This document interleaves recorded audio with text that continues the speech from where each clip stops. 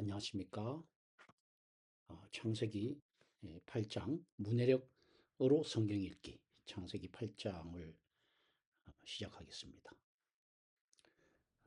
이 동영상을 찍는 이유는 지난주에 실시간으로 하면서 어, 이 PPT가 제대로 넘어가지 않는 그런 실수가 있어가지고 다시 찍어서 보내드리는, 다시 올리는 그렇게 실수를 하니까 뭐 조회수가 28명밖에 안 나오고 거기서 딱 멈춰버리는 것을 버리더라고요. 그래서 이거는 다시 찍어서 올려야 되겠다. 그래서 지금 녹화로 해서 올리겠습니다. 먼저 창세기 8장을 우리가 공부하기 전에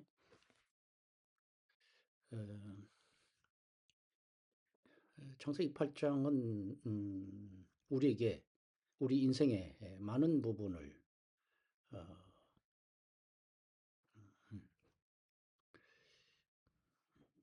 보여주는 그런 대목이라고 생각을 합니다. 이런 질문을 해보죠. 당신의 인생에서 모든 질서가 무너진 것 같은 그런 홍수기를 보낸 적이 있습니까? 그때 당신을 다시 일으킨 반전의 시작은 무엇이었나요? 반전의 시작. 창세기 8장에서는 바로 하나님의 기억하심이었습니다. 우리는 늘 실패하지만 하나님께서는 우리가 실패하는 대로 그냥 내버려 두지 아니하시고 하나님은 우리의 실패를 기억하신다 하는 것입니다. 나를 기억하신다. 하나님이 나를 기억하신다는 확신이 들어도 현실의 문제가 해결되기까지는 창세기 8장에서 노아의 태도에서 보여주는 것은 기다려야 하는 시간이 있다 하는 것입니다. 당신은 노아처럼 인내할 준비가 되어 있는가 점검해 해보는 그런 공부 시간이 되었으면 좋겠습니다. 먼저 전체 그림을 한번 보겠습니다. 홍수 이후, 제목이 홍수 이후 회복과 새로운 언약의 여정입니다. 이제 8장을 이제 6단계로 보게 될 텐데, 네. 지금 이 그림은 이제 6단계 이전의 전체 그림이 되겠습니다. 제일 먼저 맨 왼쪽에 있는 그림입니다. 150일 후 아라랏산에 멈춘 방주. 첫 번째 단계는 창세기 8장 3절 4절에 있습니다. 이 첫 번째 단계는 제목을 멈춤과 기다림이다. 3절에 물이 땅에서 물러가고 점점 물러가서 150일 후 줄어들고 이렇게 되어 있습니다. 150일 후. 그리고 4절은 일곱째 달, 곧 그 달 열일의 날에 방주가 아라랏산에 머물렀으며, 여기 지금 왼쪽에 첫 번째 그림이죠.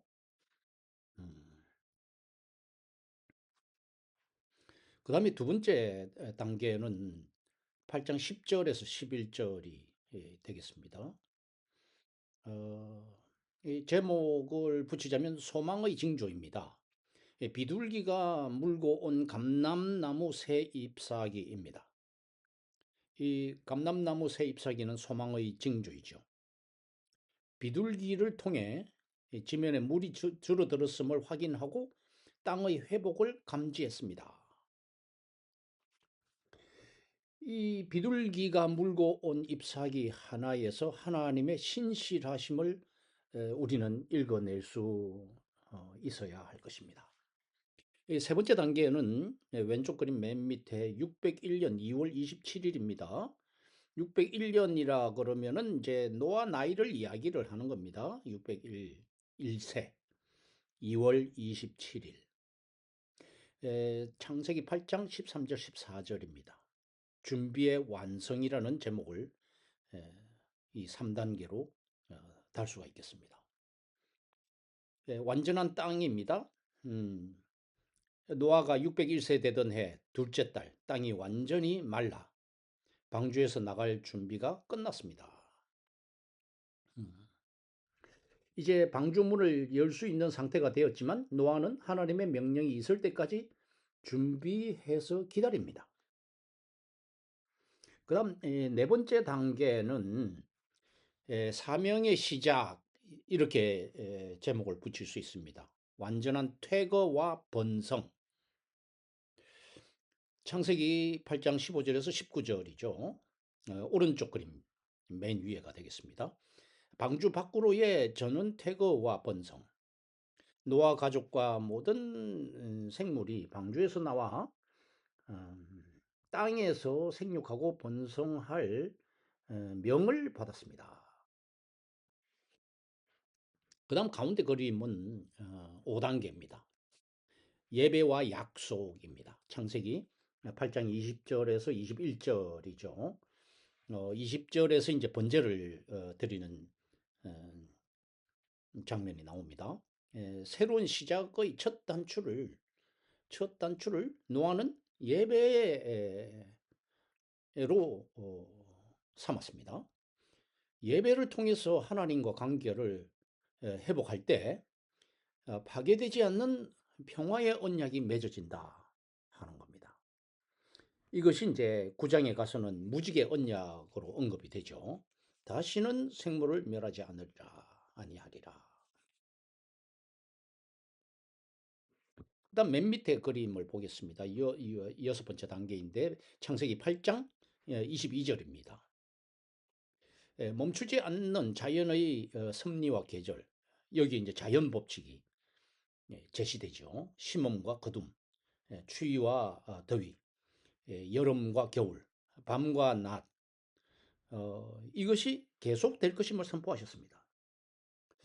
이것은 창조 세계가 끝까지 붙드시는 하나님의 보존적 은혜이다 하는 것을 보여줍니다. 오늘날 우리가 누리고 있는 평범한 일상의 계절, 심음과 거둠, 밤과 낮의 순환, 시간의 지속성은 바로 마치 자동으로 돌아가는 것 같지만 그것은 하나님의 거대한 언약 위에 세워져 있다는 것을 기억해야 할 것입니다. 그 다음 이제 두 번째 슬라이드로 넘어가는데 이 두 번째 슬라이드가 이제 8장 1절이 시작이 되는 이제 첫 번째 단계가 되겠습니다. 말씀을 읽겠습니다. 하나님이 노아와 함께 노아와 그와 함께 방주에 있는 모든 들짐승과 가축을 기억하사, 여기서 기억하사 이 중요한 단어죠. 하나님이 바람을 땅 위에 불게 하심에 물이 줄어들었고 이렇게 되어 있습니다. 8장 1절에서 이제 성경을 읽는 문해력의 핵심은 반전의 지점을 찾는 것입니다. 7장에서 7장의 서사는 모든 생명을 집어삼키는 물의 기세, 즉 혼돈과 해체의 정점이었다면 8장의 서사는 그 서사의 흐름은 반전입니다. 다시 생명과 질서를 가져오는 거대한 회복의 서막입니다. 이 서사의 맥락을 보게 되면 홍수를 단순히 비가 많이 오는 사건으로 보는 것이 아니고 봐서는 안 되고 창세기 1장에서 나누신 궁창 위의 물과 궁창 아래 물이 합쳐져서 질서가 파괴된 혼돈으로의 회귀, 이 회귀라는 겁니다. 그 다음에 이런 상황에서 8장의 위치는 무엇인가 하면 이 혼돈의 물을 다시 나누고 마른 땅을 드러내어서 생명이 살 수 있는 질서를 복구하고 그 결과 재창조의 매뉴얼을 만들고 계신다 하는 점이죠.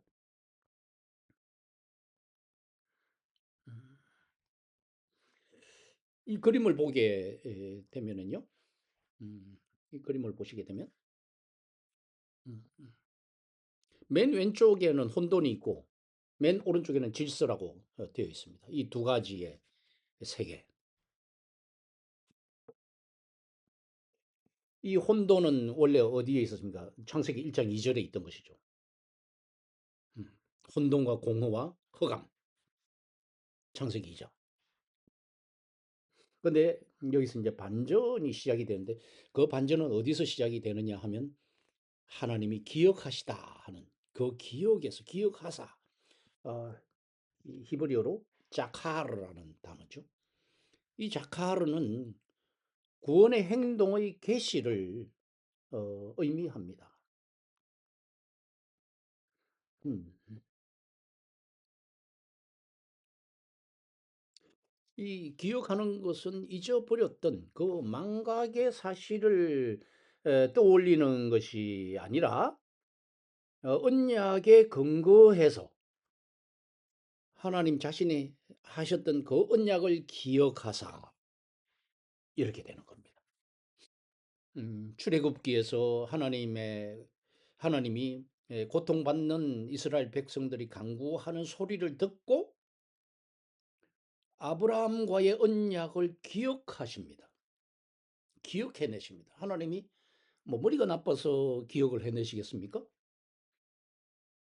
그것이 아니고 기억하는 근거로서 언약이 있었다는 겁니다. 아브라함과의 언약이. 죄송합니다. 이제 8장으로 넘어오면서 서사의 주어가 이 7장의 주어는 심판이었습니다.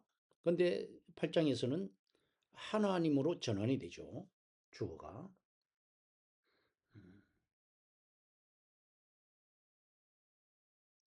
그래서 심판의 시간이 종료되고 이제 구원의 시간이 가동되는 것이 바로 8장이다 하는 겁니다. 하나님의 침묵 속에서도 구원은 일하고 계셨다 하는 것입니다. 150일간의 긴 침묵은 하나님의 기억하심이라는 단어 하나로 반전을 시작하신다 하는 겁니다. 그래서 기억하심은 언약적 책임감에 근거한 구원 행동을 의미하는 것이다. 이렇게 볼 수가 있겠죠. 그 구원을 위한 신학적 장치가 무엇이냐면 바로 바람의 재현입니다. 바람의 재현. 르아후의 재현입니다. 이 르아후는 어디에 있었습니까? 창세기 1장 2절에 하나님의 영이 이 루아흐거든요. 영이 수면 위에 운영하시며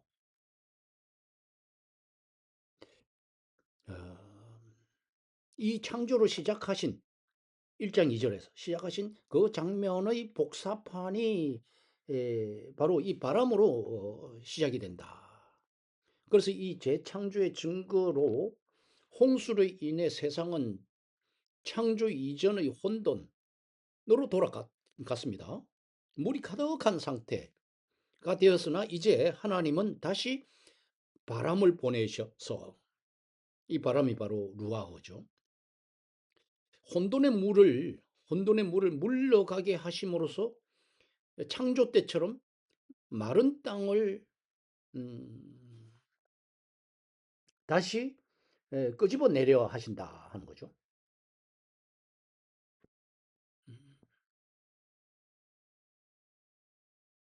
지금 그림의 오른쪽 그림의 이제 그 중간에 모든 피조물을 향한 하나님의 언약적 책임입니다.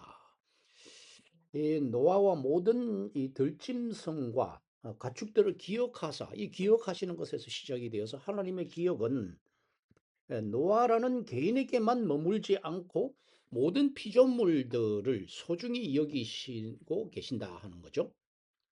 그래서 모든 노아와 그 가족뿐만 아니라 모든 생명과 맺는 무지개 언약을 준비하고 계신다. 그래서 이 기억하사를 통해서 회복이 시작되었다면 다음의 그 2절, 5절까지는 물이 어떻게 구체적으로 물러났는지 해체된 창조의 재조립 과정을 보여준다는 겁니다.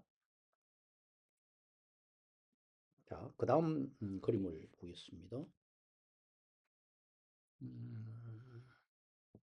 자, 창세기 8장 2절에서 5절까지입니다. 제가 말씀을 읽겠습니다. 2절. 기품의 샘과 하늘의 창문이 닫히고 하늘에서 비가 그침에 3절. 물이 땅에서 물러가고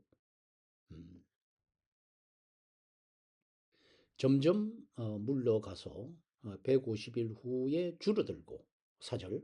일곱째 달 곧 그 달 열일의 날에 방주가 아라랏 산에 머물렀으며 5절. 물이 점점 줄어들어 열째 달 곧 그 달 초 하룻날에 산들의 봉우리가 보였더라. 자, 큰 제목이 이겁니다. 해체된 세계의 재조립입니다. 창조의 질서를 복구하는 겁니다. 자, 2절에 재창조는 창조 기사의 역순으로 진행된다는 것을 볼 수 있습니다. 홍수 심판은 창세기 1장에서 하나님이 나눠 놓으신 질서, 곧 궁창 위의 물과 궁창 아래 물로 나누신 것인데 이것을 다시 하나로 합친 창조의 해체가 일어났습니다. 이제 하늘에서 비가 그침에 이제 해체되었던 질서를 다시 닫고 거치게 함으로써 창조의 경계선을 다시 걷는 장면이라고 볼 수가 있겠습니다. 그때에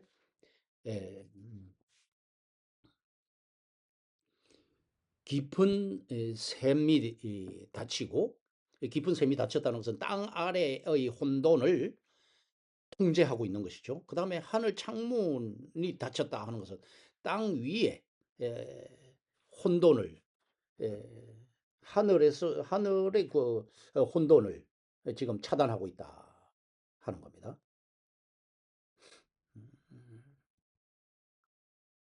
그 다음에 3절에서 물이 물러가고 다시 돌아오고 그 결과 이제 점점 줄어드는데 물이 물러나고 다시 오고 하는 이 장면은 마치 우리가 바다에서 밀물과 썰물을 보듯이 물을 물러나게 했다가 다시 돌아오게 했다가 다시 물러나게 이거를 왜 하느냐 하면 마르게 하기 위해서 누가 하느냐 하면 루아허에 의해서 바람을 보내셔서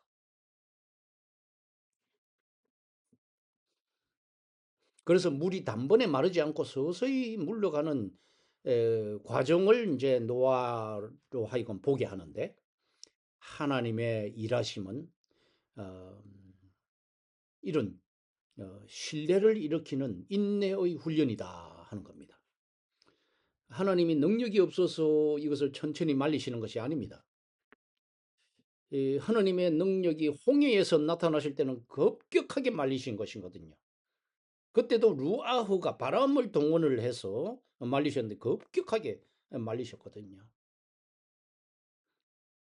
이렇게 인내의 훈련을 한다는 것은 바로 섭리적 인내 훈련을 하고 있는 것이다. 이렇게 볼 수가 있습니다. 그래서 노아와 가족은 150일 동안 하나님의 일하심을 지켜보고 그것을 지켜보면서 뭐를 했겠습니까? 하나님의 은혜를 깊이 묵상할 수 있었다 하는 겁니다. 그래서 150일 동안 배우게 된 것은 하나님을 깊이 신뢰하는 법을 배우게 되었다 하는 겁니다.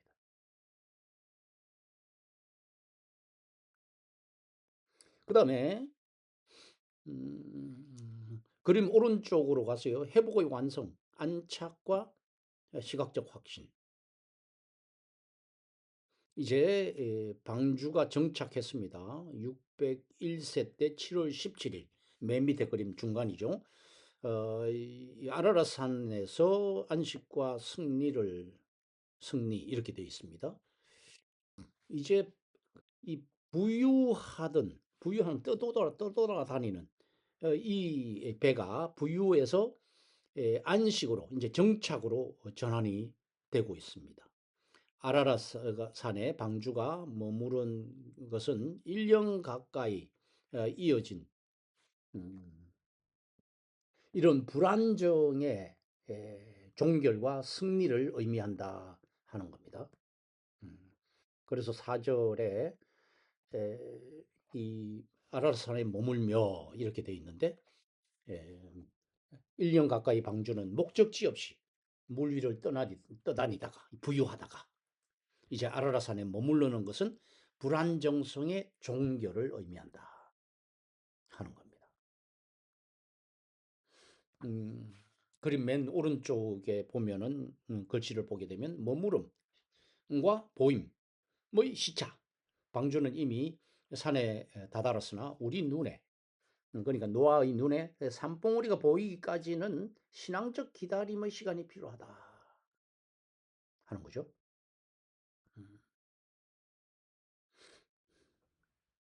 여기서 이제 우리는 또 이런 적용을 해볼 필요가 있습니다. 우리의 기도 응답이 천천히 오는 이유가 뭔가?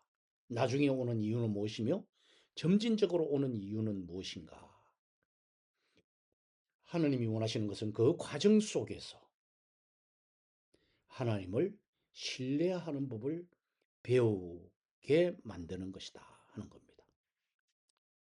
그 다음에 일곱째 달 17일이라는 거, 일곱째 달 열일의 날, 사절이죠.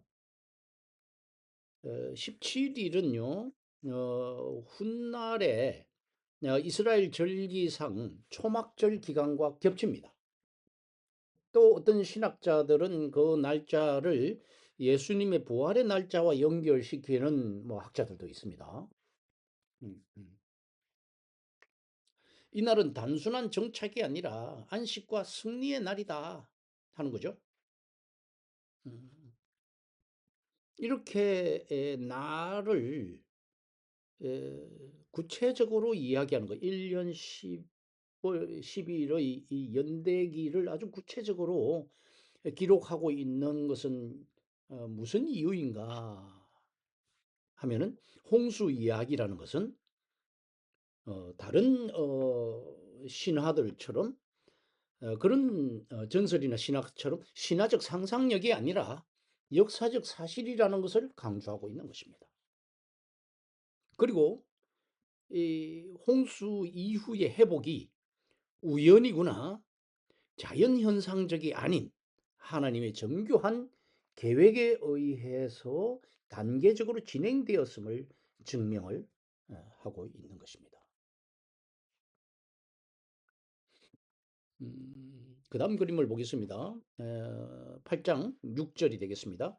제가 읽겠습니다. 6절 40일이 지나서 노아가 그 방주에 낸 창문을 열고 까마귀를 내놓음에 까마귀가 물이 땅에서 마르기까지 날아 왕래하였더라. 8절 그가 또 비둘기를 내놓아 지면에서 물이 줄어들었는지를 알고자 하매 9절 온 지면에 물이 있으므로 비둘기가 발 붙일 곳을 찾지 못하고 방주로 돌아가 그에게로 오는지라 그가 손을 내밀어 방주 안 자기에게로 받아들이고 10절 또 7일을 기다려 다시 비둘기를 방주에서 내놓음에 11절 저녁 때에 비둘기가 그에게로 돌아왔는데 그 입에 감람나무 새 잎사귀가 있는지라 이에 노아가 땅에 물이 줄어든 줄을 알았으며 또 7일을 기다려 12절 또 7일을 기다려 비둘기를 내놓음에 다시는 그에게 돌아오지 아니하였더라 하는 겁니다. 이 그림을 보겠습니다. 기다림의 기술, 노아의 방주에서 배우는 영적 통찰과 회복 과정. 어, 그 밑에 왼쪽에 첫 번째 그 글을 보겠습니다. 40일의 신중한 기다림 6절입니다. 40일이 지나서 이렇게 되어 있죠. 5절에 산봉우리가 보였습니다. 그러면 상식적으로 노아도 바로 나가고 싶었지만 바로 나가지 않고 노아는 40일을 기다립니다. 여기서도 40이라는 숫자가 나오죠. 40이라는 숫자는 성경 속에서 특별한 상징성을 가지고 있죠. 광야 40년, 모세의 금식 40년, 40일, 엘리야 금식 40일, 예수님의 광야 금식 40일, 노아도 지금 40일을 기다리고 있습니다. 그리고 6절에 노아가 방주에 낸 창문을 열었습니다. 이 창은 하나님이 닫아 놓으신 창일 가능성이 높습니다. 노아는 하늘만 바라보던 시선에서 이제 지면의 상태를 살피는 관찰자의 시선으로 전환하고 있습니다. 그래서 그림의 중간 첫 번째 위에 관찰자로서의 시선 전환 6절 하늘만 바라보던 시선에서 이제 방주에 창을 열고 지면 상태를 살피는 현실적 시선으로 전환했다 하는 거죠. 그 다음에 7절을 보면은 이제 첫 번째 전령으로 까마귀를 보냅니다. 까마귀를 보내는 데는 이유가 있죠. 까마귀는 어떤 동물입니까? 부정한 짐승이에요, 일단은. 그리고 시체 청소부입니다. 까마귀는 지면에 썩은 시체들이 떠다니는 상황에서 방주로 돌아올 일이 없는 그런 까마귀입니다. 까마귀는 자기 본성대로 왕래할 뿐 노아에게 구체적인 소식을 가져다 주지 못합니다. 또 까마귀는 객관적이고 거친 정보를 상징합니다. 땅이 드러나긴 했으나 그곳은 여전히 죽음의 냄새가 가득 찬 거친 환경임을 암시하고 있습니다. 그 다음 이제 두 번째 전령으로 비둘기를 보내죠. 이 세 단계로 이제 탐색을 하게 되는데 첫 번째 방사는 8절 9절입니다. 보냈더니 발붙일 곳을 찾지 못했다. 그래서 노아에게로 돌아왔는데 노아는 손을 내밀어서 받아주었다는 거죠. 손을 내밀었다는 겁니다. 이거는 노아와 비둘기 사이에 긴밀한 그런 교감이 있다는 것을 이제 보여주는 대목이고요. 이 1차 방사에서 주는 비둘기 메시지는 아직 세상은 노아 가족이나 동물들이 거주하기에 준비가 되어 있지 않았다 하는 메시지입니다. 두 번째 방사는 10절 11절입니다. 7일을 기다렸다가 방사를 합니다.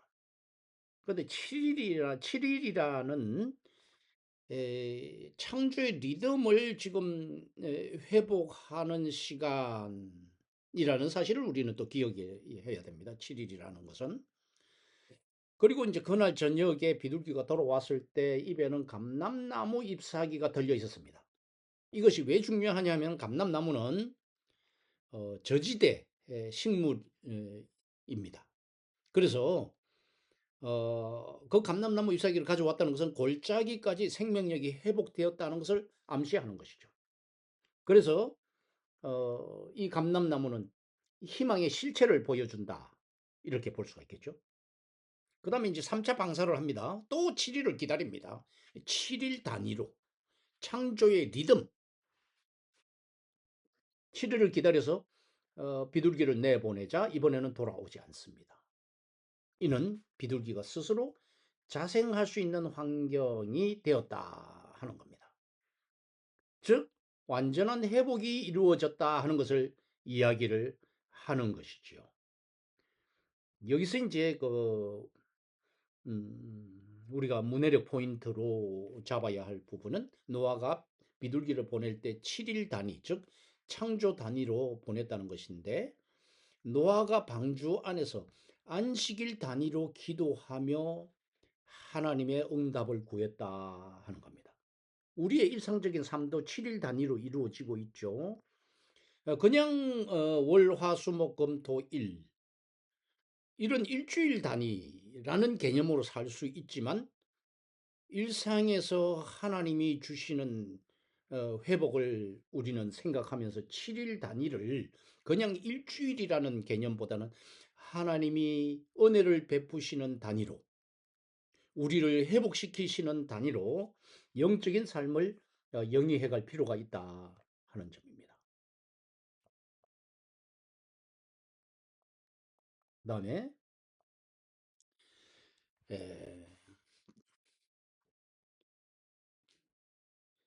비둘기와 까마귀를 이제 좀 구체적으로 한번 생각을 해보는 시간을 가지겠습니다. 제목은 이렇습니다. 심판의 끝에서 발견하는 새로운 소망. 노아가 까마귀와 비둘기를 보낸 행위 속에 담긴 생태적, 신학적 의미와 영적 회복의 단계를 시각적으로 전달합니다. 이렇게 되어 있죠. 까마귀는 나중에 이제 율법적으로 부정한 새로 규정이 되죠. 레위기 11장 15절입니다.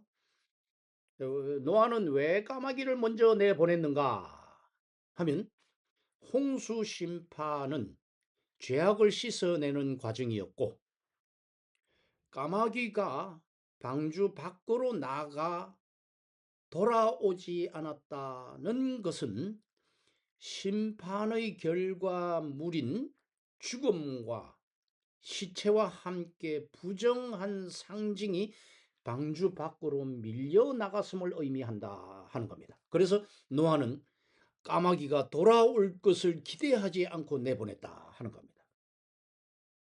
이것은요, 우리가 더 깊이 생각해야 해 볼 수 있는 대목입니다. 우리는 까마귀를 단순히 정보 탐색용으로만 보지 않고 성경 전체의 맥락 속에서 부정함의 전가와 퇴출이라는 제사 제도적 관점으로 연결할 필요가 있다 하는 겁니다. 레위기 16장에 나오는 아사셀의 염소를 기억하실 겁니다. 아사셀의 염소의 원리와 창세기 8장의 까마귀의 서사는 매우 놀라운 평행 구조를 가지고 있습니다. 노아가 까마귀를 내보낸 사건은 단순히 기상 관측을 넘어서 방주라고 하는 거룩한 공간에서 심판의 결과물인 부정함을 완전히 밀어내는 의식적 의미를 담고 있다 하는 것입니다. 레위기 16장에 나오는 아사셀 염소가 바로 그런 개념을 가지고 있습니다. 대속죄 이래 이스라엘의 모든 죄를 짊어지고 광야로 내보내질 때 그 광야가 상징하는 것은 죽음의 땅을 상징합니다.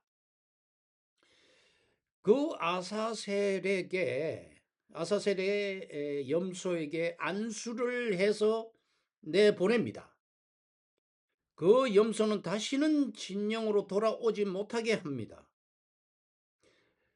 대속죄일에 안수한다는 것은 이 이스라엘 백성들의 모든 죄를 대제사장이 그 염소에게 전가를 해서 전이를 시켜서 죽음의 땅인 광야로 내보낸 그를 통해서 진영은 정결을 회복한다 하는 겁니다. 창세기 8장의 노아의 까마귀가 바로 그 역할을 하고 있다는 것입니다. 부정하고 사체를 먹는 까마귀는 방주 밖으로 나가 돌아오지 않고 왕래만 했다는 것은 방주 안에 남아있던 심판의 흔적과 부정함의 상징이 심판의 장소로 영원히 퇴출되었음을 의미하는 것이다 하는 겁니다. 노아가 까마귀를 내보낸 것은 단순히 땅이 말랐나 확인하려 함이 아닙니다. 그것은 부정한 과거, 심판받아야 마땅한 그 죄의 상징들을 방주 밖으로 완전히 밀어내는 거룩한 의식으로 볼 수 있다는 것입니다. 우리의 삶의 회복도 마찬가지입니다. 정결한 비둘기, 그것은 은혜를 이야기를 하죠. 그 은혜를, 비둘기를 맞이하기 전에 우리는 먼저 우리 삶의 까마귀를 아사셀 염소처럼 멀리 내보내는 결단이 필요합니다. 그 다음에 우리는 비둘기를 이제 어떤 의미를 상징하는가? 그것은 성령과 평화의 도래다 하는 겁니다. 비둘기는, 세 번째 비둘기는 사라집니다. 이 비둘기는 언제 돌아오는가? 방주로 돌아오지 않고 사라졌던 비둘기는 신약의 시작점에서 전혀 다른 홍수와는 다른 물 세례 위에 다시 등장합니다. 여기서 물의 의미가 변화됩니다. 심판에서 생명으로 변화되는데, 노아의 홍수 때는 물은 모든 생명을 썰어버리는 심판의 물이었습니다. 그런데 비둘기는 그 죽음의 물 위에서 안식할 곳을 찾지 못해 떠나갔습니다.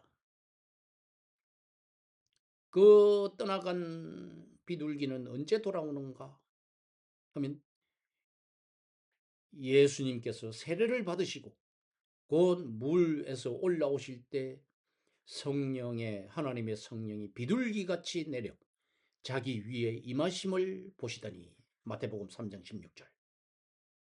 8장에서 비둘기가 돌아오지 않았던 이유는 세상에 비둘기가 발붙일 안식처가 없었기 때문이었습니다. 이를 해석학적으로 본다면 인류의 죄악으로 가득 찬 세상에 거할 곳이 없던 성령이, 비둘기가 이제 죄 없으신 완전한 인간이자 하나님의 아들이신 예수 그리스도라는 참된 안식처 위에 마침내 내려오신, 정착하신 사건을 비둘기의 재등장으로, 성령의 임재로 볼 수가 있다 하는 것입니다. 그 다음에 네 번째 단락을 보겠습니다. 네 번째 단락은 13절에서 19절입니다. 제가 읽겠습니다. 13절, 601년 첫째 달, 곧 그 달 초하루 날에 땅 위에서 물이 그친지라. 노아가 방주의 뚜껑을 제치고 본즉 지면에서 물이 그쳤더니, 14절, 둘째 달 21의 날에 땅이 말랐더라. 하나님이 노아에게 말씀하여 이르시되, 너는 내 아내와 내 아들들과 내 며느리들과 함께 방주에서 나오고 너와 함께 한 모든 혈육 있는 생물 곧 새와 가축과 땅에 기는 모든 것을 다 이끌어내라.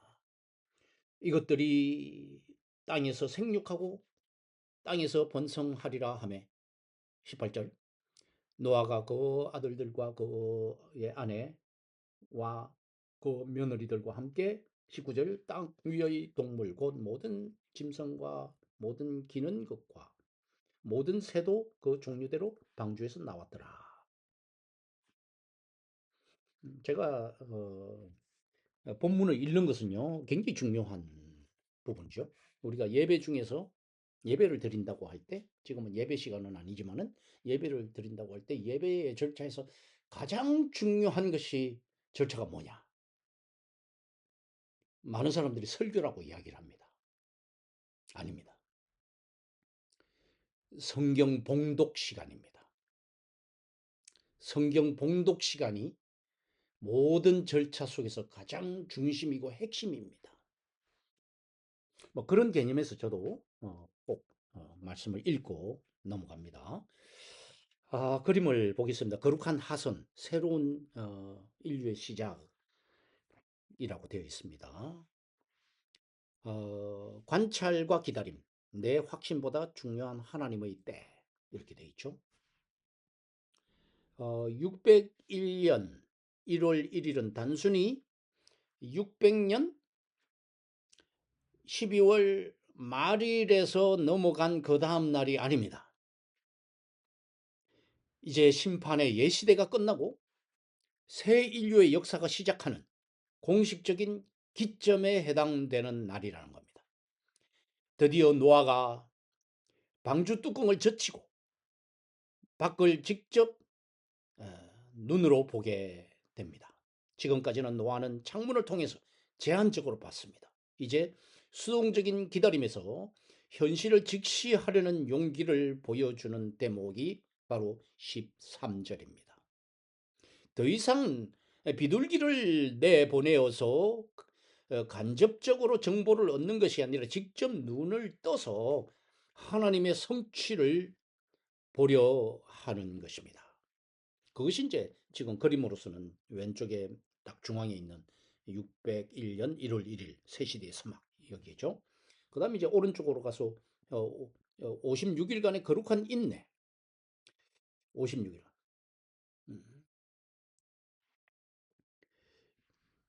601년 이제 2월 27일이 되겠습니다. 27일. 이 하나님께서 노아에게 방주에서 나오라는 명령을 하신 날이 바로 이 날이죠. 그 전에는 그 전까지는 이 문을 열지 못했습니다. 이제 하나님께서는 가족들도 나오게 하시고 또 혈육이 있는 생물들을 다 이끌어내라고 하십니다. 그리고 축복을 주시죠. 생육하고 번성하라. 18절, 19절은 16절, 17절의 하나님의 명령을 그대로 실행하고 있다 하는 거죠.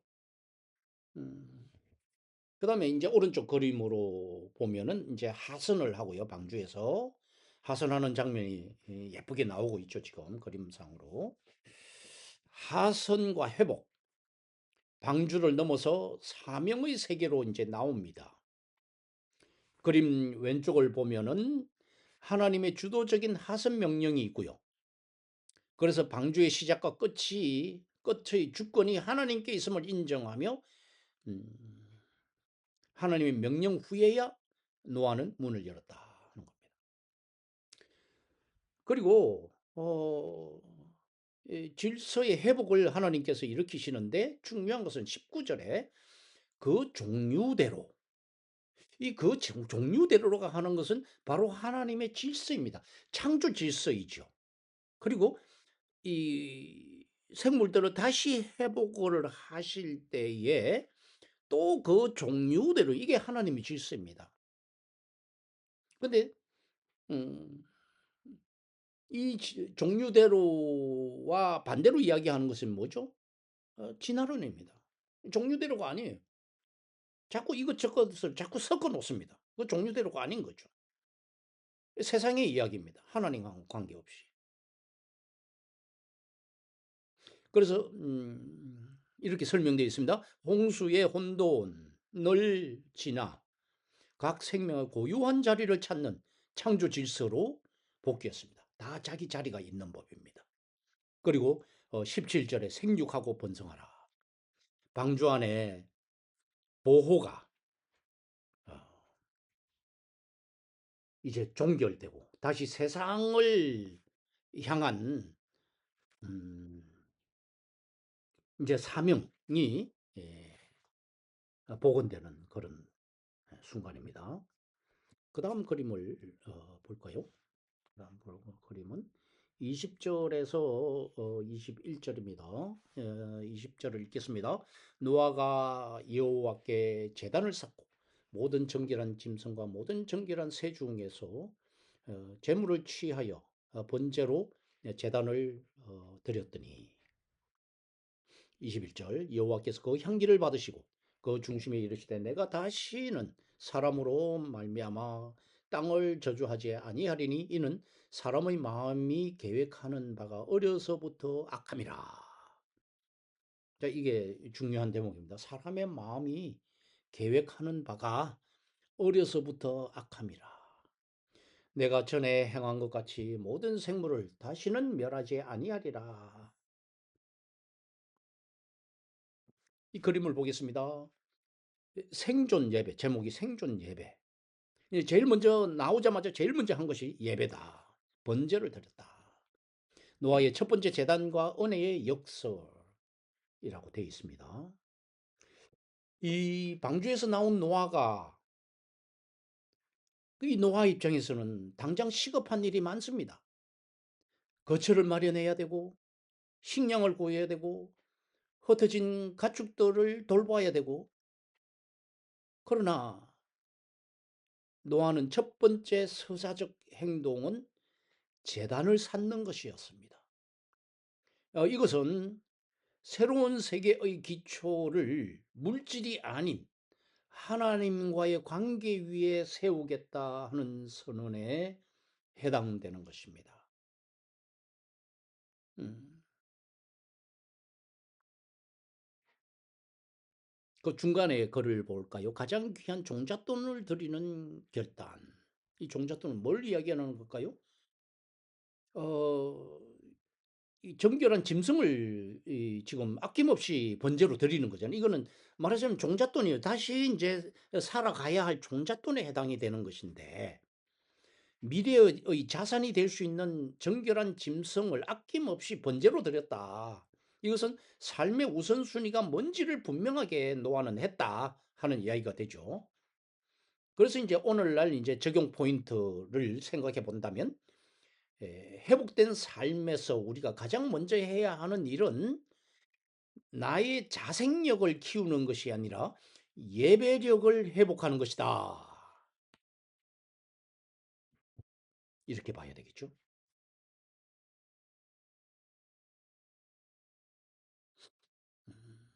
그래서 그림의 맨 오른쪽에 맨 밑에 보면은 노아의 제단 이후 창세기 8장 21절 하나님의 반응 제물의 향기를 받으시고 만족해 하셨다 하는 겁니다.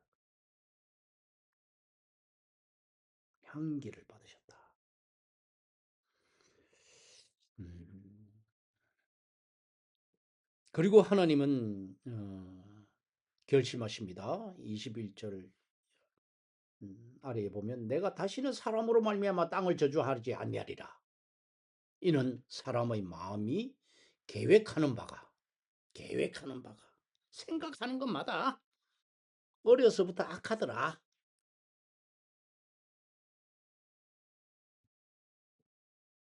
자, 6장에서는요. 홍수를 내리시기 전에 6장에서는 인간의 악함이 심판의 원인이었습니다. 그런데 8장에서는 오히려 인간의 악함이 오히려 보존해야 하는 이유가 된다 하는 겁니다. 왜 그러는 거예요? 하나님의 이 변심, 변덕일까요? 그것은 바로 은혜의 역설입니다.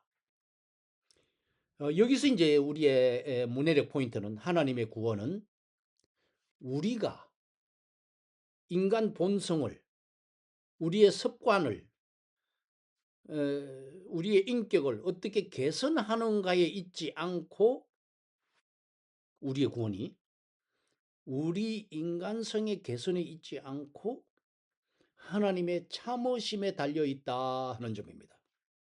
하나님의 참으심. 이렇게 볼 때 노아의 제단은 인간의 죄성을 덮는 하나님의 거대한 사랑이 흐르기 시작하는 통로가 되게 되고 있다 하는 겁니다. 그래서 노아가 제물을 번제로 바쳤을 때 그 향기를 받으셨다. 6장 6절에서는 인간의 죄악으로 인해서 환탄하셨던 하나님께서 이제 노아의 제사를 통해서 만족하시고 기쁨을 회복하십니다. 이와 같이 예배라는 것은 하나님의 마음을 돌이키는 결정적인 열쇠가 된다 하는 것입니다. 그 다음에 우리가 이제 마지막 그 슬라이드가 되겠는데 읽겠습니다. 22절. 땅이 있을 동안에는 심음과 거둠과 추위와 더위와 겨울과 여름과 겨울과 낮과 밤이 쉬지 아니하리라. 쉬지 아니한다.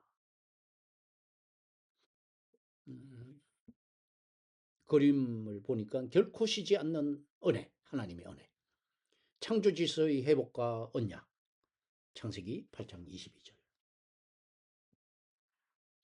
창조 질서. 하나님께서 모든 질서가 쉬지 아니하리라 선언하십니다.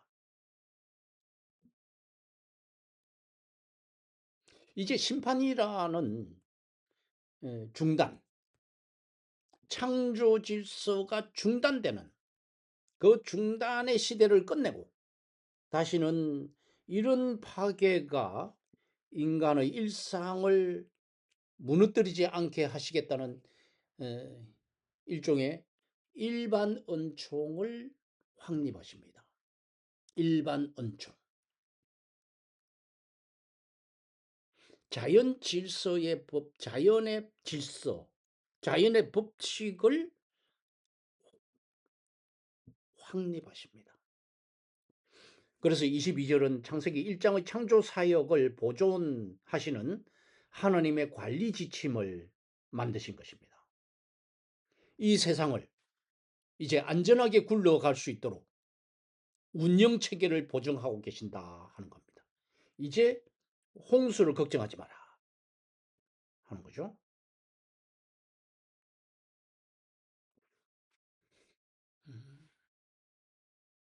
하나님은 내 쌍의 대조적인 자연 현상을 제시하십니다.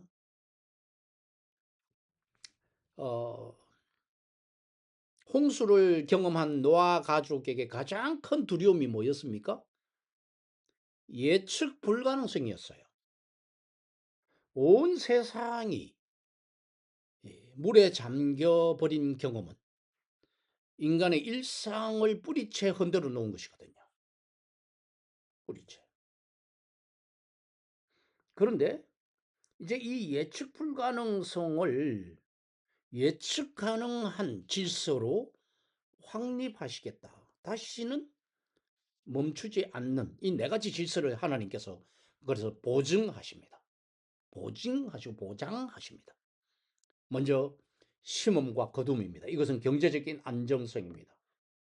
그래서 농경의 질서를 회복해 주십니다. 그 다음에 두 번째는 추위와 더위. 이것은 생존의 안정성이죠. 기후의 질서를 보장해 주심으로써. 그 다음에 여름과 겨울, 계절의 질서, 시간적인 안정성을 주시는 것이다. 그 다음에 밤과 낮, 주야의 질서를 회복 주심으로써 존재적인 안정성을 주신다 하는 것입니다.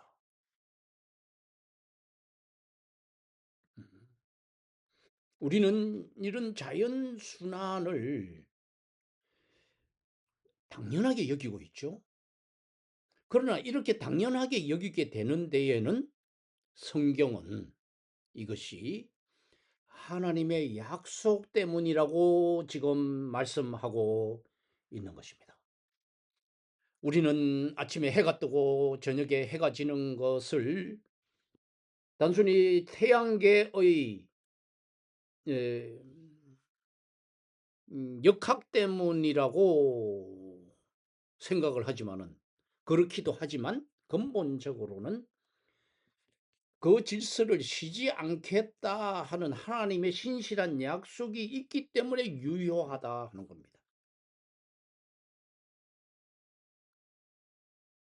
그래서 우리는 일상 속에서 하나님의 은혜를 읽어내는 법을 배워야 합니다. 예를 들면 내가 젊었을 때부터 많은 노력을 하고 성취를 해서 집도 있고 돈도 있고 넉넉하게 살아가고 있어도 내 통장에 현찰이 수십억이 있다 할지라도 이 모든 것이 하나님이 주신 것이라는 고백을 할 수 있어야 한다는 겁니다.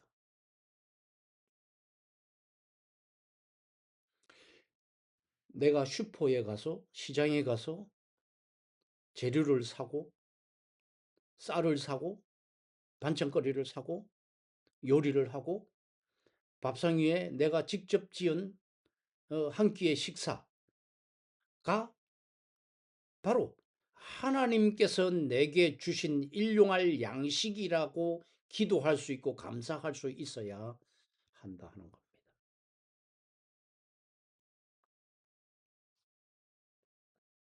자, 음,